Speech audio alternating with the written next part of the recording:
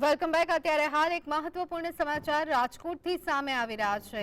રાજકોટના પીપળિયા ખાતે ચાલી રહેલી બોગસ શાળાનો મામલો જે સામે આવી રહ્યો હતો તેને લઈ અને અપડેટ અત્યારે હાલ મળી રહી છે। શિક્ષણ વિભાગની તપાસમાં બોગસ શાળામાં બે સગીરાઓ શિક્ષિકા તરીકે કાર્યરત હોવાનું માલુમ પડ્યું છે। સગીરાઓને શિક્ષિકા તરીકે 3000ના પગાર પર રાખવામાં આવી હતી, તો બંને સગીર વયની બાળાઓ દ્વારા બોગસ સ્કૂલ ખાતે વિદ્યાર્થીઓને અભ્યાસ કરાવવામાં આવી રહ્યો હોવાનું માલુમ પડ્યું હતું। તો રાજકોટના પીપળિયા ખાતે બોગસ શાળા ચાલી રહી હતી, તેમાં તપાસ કરતા ચોંકાવનારા ખુલાસા થવા પામ્યા છે।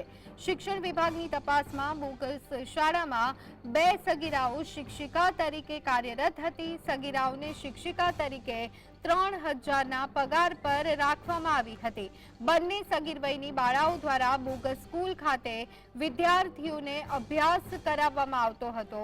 આ રીતે જ્યારે બોગસ શાળાઓ ધમધમી રહી હોય તો શું આ રીતે ભણશે ગુજરાત? બોગસ શાળા ઊભી કરવામાં આવી હતી। બે મહિલાઓ કે જેમને શિક્ષિકા તરીકે રાખવામાં આવી હતી, બે સગીરાઓ શિક્ષિકા તરીકે કાર્યરત હતી અને તે બંને સગીરાઓ અનેક બાળકોને ભણાવી રહી હતી। સગીરાઓને શિક્ષિકા તરીકે 3000ના પગાર પર રાખવામાં આવી હતી। બંને સગીર વયની બાળાઓ દ્વારા બોગસ સ્કૂલ ખાતે વિદ્યાર્થીઓને અભ્યાસ કરાવવામાં આવતો હતો।